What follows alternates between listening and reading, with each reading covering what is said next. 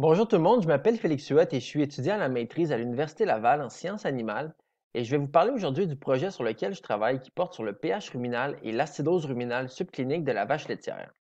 D'abord et avant tout, qu'est-ce que l'acidose ruminale subclinique? Eh bien, c'est une perturbation ruminale qui est causée par la baisse de son pH sous un certain seuil. Ça peut avoir différents impacts sur les animaux, notamment une baisse de production et une baisse des composantes dans le lait. Ça peut mener aussi à une diminution de l'efficacité alimentaire et ultimement à une réforme prématurée. L'acidose ruminale subclinique peut être causée par plusieurs facteurs, notamment la période de transition, une trop forte proportion de grains dans l'alimentation ou encore une autre maladie métabolique. Pourquoi on porte une attention particulière à cette maladie-là? Eh bien, ça a été prouvé par les études passées que l'acidose ruminale subclinique engendre des pertes économiques qui sont importantes pour les entreprises laitières. Aussi, bien, c'est une atteinte au bien-être animal et c'est pourquoi il faut y voir. Voilà pourquoi le but de notre projet, c'est de développer un outil de diagnostic de l'acidose ruminale subclinique par le profil en acide gras du lait, donc dans les échantillons de lait de nos vaches. Donc, notre projet se déroule sur 12 fermes commerciales et c'est 120 vaches en lactation qui ont participé à notre étude. Pour mesurer le pH de nos vaches, on a utilisé le bolus SmackTex, qui est l'outil que vous voyez ici en fond d'écran. Ces bolus-là étaient insérés dans les animaux par la bouche, donc par voie orale, et allaient se loger dans le réticulum qui est ici pointé par la flèche. Une fois dans le réticulum, le bolus nous envoyait des données à chaque 10 minutes. Donc voici les données qu'on obtient grâce au bolus SmackTex. Vous pouvez voir en haut qu'on reçoit l'activité, au milieu la température et finalement la donnée qui nous intéresse le plus pour cette étude, le pH.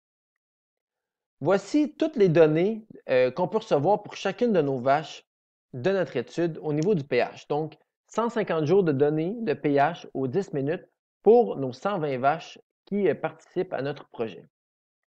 Lorsqu'on regarde plus attentivement le profil de pH de chacune de nos vaches, on se rend compte que les valeurs de pH quotidiennes se répètent assez semblablement d'une journée à l'autre, ce qui nous a permis d'estimer un profil journalier de pH ruminal par vache.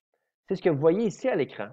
Donc, on a 6 vaches aléatoires qui étaient dans notre projet et vous voyez leur profil de variation de pH ruminal quotidien.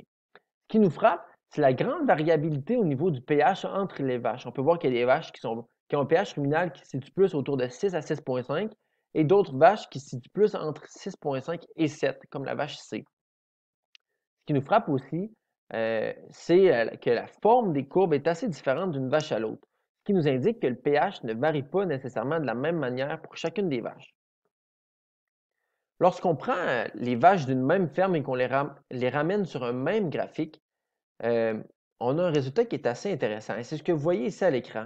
Donc, vous voyez que pour chaque ferme, on a mis les profils de variation du pH de chacune des vaches de cette ferme-là ensemble. Et là, on se rend compte que les courbes des vaches d'une même ferme sont assez similaires, ce qui nous indiquerait que la régie d'alimentation sur chacune des fermes a une forte influence sur la variation du pH des vaches. Voyez l'exemple ici de l'effet des repas de concentré.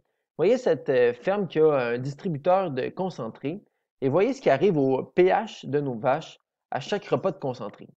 Voyez ici, le premier repas de concentré amène une baisse subite du pH ruminal des vaches de la ferme. Même chose pour le deuxième repas de concentré et ça se répète pour le troisième, le quatrième et le cinquième repas de concentré. Donc, on voit qu'à chaque fois que les vaches vont manger un repas de concentré, eh bien, il y a une baisse de pH qui s'ensuit.